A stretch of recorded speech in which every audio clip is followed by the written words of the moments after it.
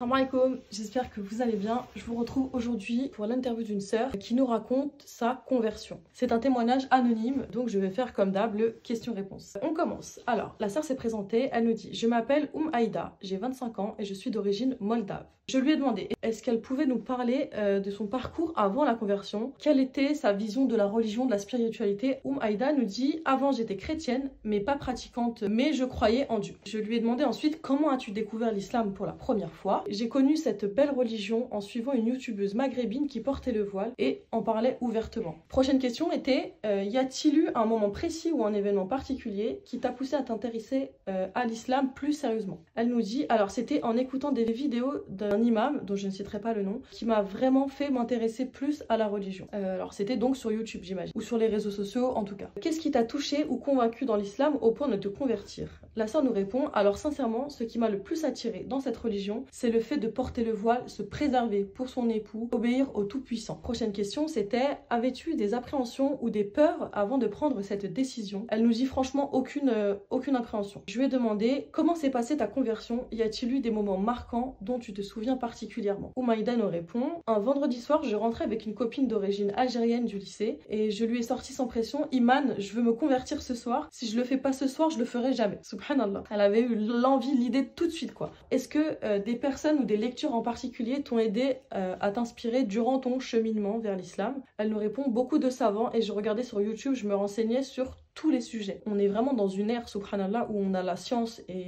des sources à portée de main. On a internet, franchement, que ce soit YouTube ou des sites un peu plus sérieux, des revues scientifiques, etc. On a franchement une chance, subhanallah. Tout est accessible en fait à tout le monde. Avant, l'éducation, c'était vraiment accessible aux gens qui étaient fortunés. Maintenant, c'est accessible à partir du moment où tu as une connexion Wi-Fi. Après, c'est vrai qu'il faut savoir où chercher, mais on peut vraiment l'apprendre tout seul.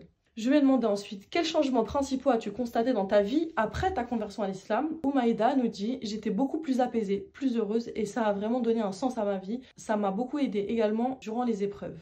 Je lui ai demandé: comment ta famille et tes amis ont-ils réagi à ta conversion? Ont-ils été compréhensifs ou y a-t-il eu des difficultés? On sait que parfois il y a beaucoup de difficultés dans les familles au niveau de la conversion. Ma famille a très mal réagi. D'ailleurs, j'ai pris au moins 3 ans pour me faire accepter avec ma nouvelle religion. Mes amis ont bien réagi, par contre eux, je n'ai pas eu de commentaires particuliers. Vous voyez, des fois dans les familles, franchement, subhanallah, c'est difficile et ça fait partie, je pense, des épreuves. Parfois même des personnes qui ne sont pas converties, qui sont issues de familles maghrébines ou déjà musulmanes, la conversion ou le moment où la personne se met à pratiquer sa religion, il est parfois très compliqué. Si vous avez des témoignages à apporter d'ailleurs, n'hésitez pas, le mail est en description. Quels soucis as-tu rencontré en tant que personne convertie, que ce soit au niveau personnel, social, spirituel? Aïda nous dit: au niveau social, mon cercle d'amis c'est très restreint. C'est malheureux mais ça m'étonne vraiment pas. Quelles sont les plus belles découvertes ou les moments les plus forts que tu as vécu depuis ta conversion? Alors, Aïda nous dit: les moments les plus forts, c'est quand j'ai commencé à porter le voile shari et aussi mon mariage. Car je me suis dit: c'est dingue, j'ai accompli la moitié de mon dîn, alhamdulillah. Subhanallah.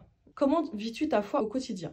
Je prie, je lis beaucoup de livres sur différents sujets, j'apprends des sourates à ma fille, alhamdulillah. Quelle est la partie de l'islam que tu trouves la plus apaisante et inspirante? Le respect qu'on a chacun les uns envers les autres. Y a-t-il des pratiques ou des obligations que tu as trouvé difficiles à apprendre ou à adopter au début? La sœur nous répond: quand on est jeune et on vit sous le toit de nos parents, c'était très compliqué pour moi de prier en paix. Ma mère rentrait souvent pour m'arracher le voile pendant la prière. Porter le voile, c'était une épreuve clairement, car ma mère ne voulait absolument pas que je le porte et mes vêtements n'étaient pas souvent adaptés. Subhanallah. Vous vous rendez compte de la ni'ma que c'est que de simplement pouvoir prier en paix, pouvoir être apaisé durant sa prière? Enfin, franchement, c'est subhanallah. On s'en rend compte vraiment que quand on a des discussions comme ça. Comment gères-tu les éventuels préjugés ou les incompréhensions venant de la société à l'égard de l'islam ou des convertis? La sœur nous dit: avant je perdais de l'énergie en expliquant aux gens le pourquoi du comment, mais maintenant je me prends plus la tête, je laisse Allah s'en charger. C'est vrai que si on se prend la tête avec ça, vraiment on dort plus quoi. En fait on s'arrête plus de débattre et c'est vrai que des fois le débat il est inutile.